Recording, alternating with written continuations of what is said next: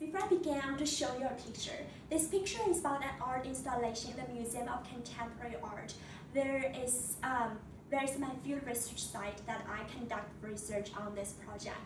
This art installation is named Chromatic Fair. You can sense the falling bricks, human lives with stones, television installations with rotating patterns, and disturbing images about the loss of human lives. Behind all of these are these media headlines. So you might ask, what's the purpose of this? What's the meaning behind all of this? So clearly, the artist is trying to send a message about the superficiality of media to portray the loss of human lives and how headlines are so limited to portray the deep tragedy of loss. And this process of sending a message through the use of architecture is what I'm going to focus on today. What is an architecture? You may respond, well, it is a place for you to live, for you to work, for you to inhabit. Well, yeah, that's a technical definition of architecture, but that's not all of the meaning of architecture. Does architecture reflect a larger social meaning? Are they capable of telling a history? And they show the narrative of our culture or the evolution of our national identity? These are the questions I'm going to focus on talking about today. It is too distracting to focus on architecture in general in multiple countries, which is why I will focus my presentation on Latin America, especially Brazil and Chile.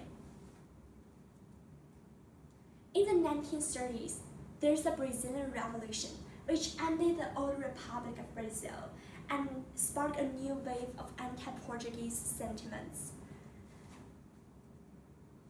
As the revolution of Brazil starts to gain steam, there's an architect named Roberto Marx, which reflects this new national identity of Brazil in his special designs. One of his characteristics is the use of cubism, which emphasizes on the use of formal structures and geometrical patterns.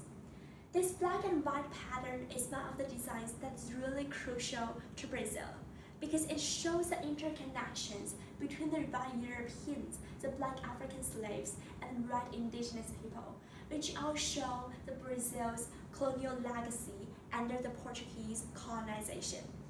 And what Roberto Marx is trying to convey is that Brazil has moved past its colonial legacy and has constructed a new national identity in this revolutionary time.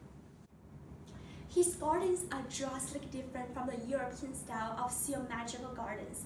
His use of freeforms and tropical plants are so crucial and so unique about the biodiversity and free mobility of Brazil, so that his designs are so relevant to the Brazil's national identity in the revolutionary history. The Ever Review shows how Roberto Marx tries to convey this national identity of Brazilianness. By using ecology and appealing to the biodiversity of Brazil, Roberto Marx is trying to show how Brazil is on the road to modernity through its architecture. As Brazil moves forward in the age of globalization and urbanization, there's a construction of Brasilia, which is the capital of Brazil. This is the National Congress of Brazil in the 1960s. So with a new president and new push for industrialization and new plan named 50 Years of Progress in 5, Brazil devotes attention to its construction of the domestic part of Brazil. It has a kind of idealism to construct a national utopia, which is so embodied by the construction of Brasilia that we have to look at closely.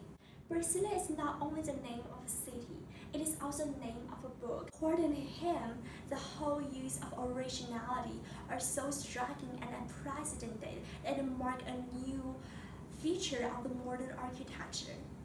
However, this perfect national utopia Brasilia created is far from perfect. There are problems of income inequality between the rich and the poor. The Gini coefficient, which is a standard evaluation method to evaluate income inequality, is extraordinarily high for Brazil and higher in Brazil than in the United States, in Germany, Great Britain, and France. So clearly Brazil faces this new national challenge between the rich and the poor. So the nature of this income inequality, these are two maps. We can see how Sao Paulo and Rio contribute a lot to the GDP of Brazil. Many northern cities in Brazil who has over 50% rate of poverty. So big fragmentation between the south and the north, between the rich and the poor. And to solve this social problem, half houses comes into the scene. Half houses use the least amount of resources, while best allows the individuality of its inhabitants. To further know the nature of half houses, let's watch a video published on YouTube by The Guardian about Latin America people's experience of this type of social housing.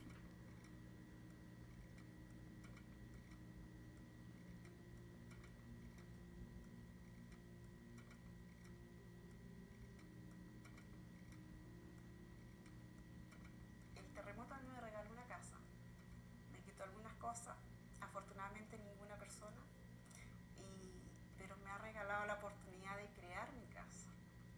Alejandro Aravena is one of the few architects today who's really committed towards social housing and improving the lives of the Chilean population. He's very well known for a strategy he's used a number of times, which is to build half a house. In the context of Chile, this gives people the opportunity to become homeowners in a way that they would never have access to normally. Este espacio donde estamos acá estaba totalmente vacío.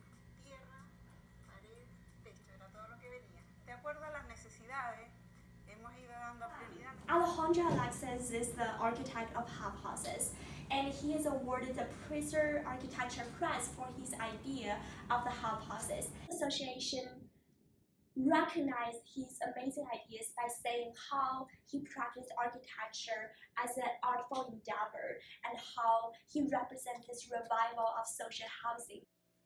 What we can sense from this is how architecture can be solutions to social problems. This is one of the first things I want you to take away from my talk. Because when we normally think of solutions to income inequality, we think of politics, laws, and legislations. But sometimes architectures can be both an efficient and a unique way to solve big social problems like income inequality. We have to change the way that we approach social problems like inequality, because inequality does not only require a political solution, it also requires a community solution, an artistic solution, and an architecture solution. And these two timelines further shows the significance of architecture. This is a timeline of the Brazilian history from the 1930s to the 21st century. And this is a timeline of architecture. So clearly we can see how these two timelines parallel with each other.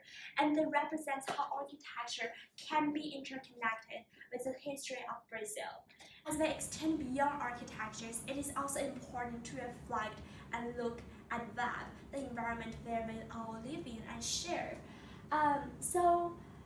For example, one of the architectures that really make the Webb community so special is our chapel. It is built by Thomson Webb and his students in the 1950s. And one of the remarkable things about our chapel is that it is built brick by brick. And these bricks are mixed, shaped, and dried on campus in the 1950s. And it took them 5 years to complete the whole construction of chapel. And that is what's remarkable about that, a continued effort to shape a space where every student can live and study and reflect on. Thomson Webb in the 1950s wrote, "Vivi and I view this chapel as a proper place for the teaching of virtues that represent the finest character, honesty, dependability, trustworthiness, strength to do one's duty, courage to uphold the right and fight for it." So clearly, Thomson Webb is having this new idealism and vision of what a Webb community will become. And by building the chapel, he is executing that kind of vision. And this is what really significant about architecture, is that they do bear a deeper social meaning. They can represent a new vision of a generation back in the 1950s, and they can also construct a very social fabric that defines all of us. And this is what I'm going to leave you today, which is how architecture can send a message and spread a consciousness across generations.